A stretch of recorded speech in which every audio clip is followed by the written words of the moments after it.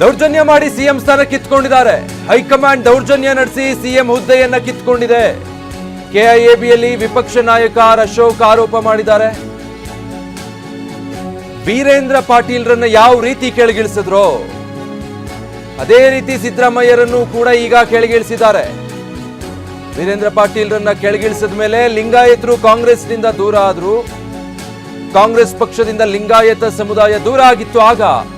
ಈಗ ಸಿದ್ದರಾಮಯ್ಯರನ್ನ ಕೆಳಗಿಳಿಸಿದ್ರಿಂದ ಕುರುಬರು ತಿರುಗಿ ಬೀಳ್ತಾರೆ ಕಾಂಗ್ರೆಸ್ ವಿರುದ್ಧ.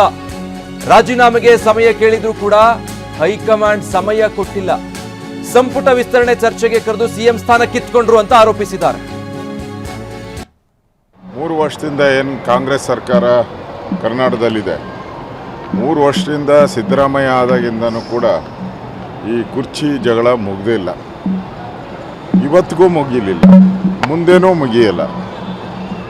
ಇದೊಂದು ರೀತಿ ಸಿದ್ದರಾಮಯ್ಯನವ್ರನ್ನ ಗೇಟ್ ಪಾಸ್ ಕೊಟ್ಟಿರುವಂಥ ಒಂದು ಸಂದರ್ಭ. ರಾಹುಲ್ ಗಾಂಧಿಯವರು ಭಾಳ ಅನಾಗರಿಕವಾಗಿ ಸಿದ್ದರಾಮಯ್ಯನ ನಡೆಸ್ಕೊಂಡಿರೋವಂಥದ್ದು ಕಾಣ್ತಾ ಇದೆ. ಇದು ಕಾಂಗ್ರೆಸ್ಸಿನ ಸಂಸ್ಕೃತಿ.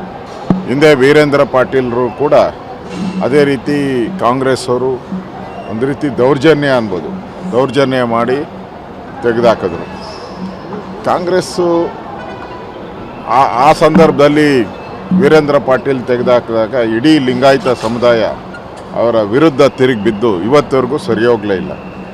ಈಗ ಸಿದ್ದರಾಮಯ್ಯನವ್ರನ್ನ ಅದೇ ರೀತಿ ಹೀನಾಮಾನವಾಗಿ ತೆಗೆದುಹಾಕಿದ್ದಾರೆ. ಅವರು ಕೊನೆಗೆ ಒಂದು 3 ತಿಂಗಳು ಟೈಮ್ ಕೊಡಿ ಅಂದ್ರೂ ಕೊಟ್ಟಿಲ್ಲ, 15 ದಿನ ಟೈಮ್ ಕೊಡಿ ಅಂದರೂ ಕೊಟ್ಟಿಲ್ಲ. ಇದೆಲ್ಲ ಮಾಧ್ಯಮದಲ್ಲೂ ಕೂಡ ಬಂದಿದೆ. ಈಗ ಹೊಸ ಸರ್ಕಾರ ಬಂದ್ರೂ ಕೂಡ ಹಳೆ ಪದ್ಧತಿಗಳೇ ಇರ್ತದೆ. ಅದೇ ರೇಟ್ ಫಿಕ್ಸು, ಎಲ್ಲ ಡೆವಲಪರ್ಗಳಿಗೆ, ಮನೆ ಕಟ್ಟೋರಿಗೆ, ಈ ಖಾತಾ ಮಾಡೋರಿಗೆ ಅದೇ ರೇಟೇ ಫಿಕ್ಸು. ಲಂಚ ಅಂತೂ ತಾಂಡವಾಡ್ತಾ ಇದೆ. ಅದಕ್ಕಿಂತ ಹೊಸದೇನು ಮಾಡಲ್ಲ. ಅದೇ ಬಾಟ್ಲು, ಅದೇ ಹೊಸ ಎಂಡ ಅಷ್ಟೇ. ಬಾಟ್ಲದೇ, ಎಂಡ ಹೊಸದಷ್ಟೇ.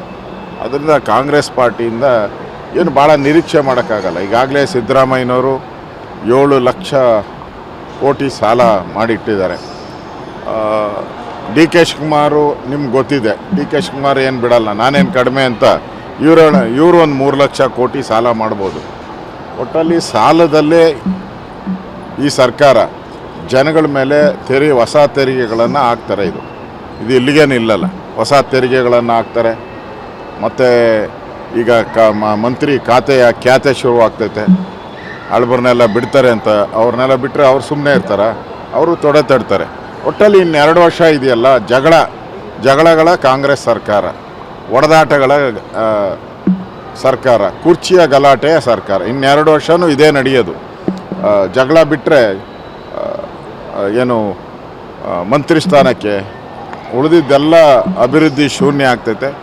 ನನಗನ್ಸ್ತತೆ ಹೊಸ ಸರ್ಕಾರಕ್ಕೆ ಸವಾಲು ಸಿದ್ದರಾಮಯ್ಯನವರೇ ಸವಾಲು.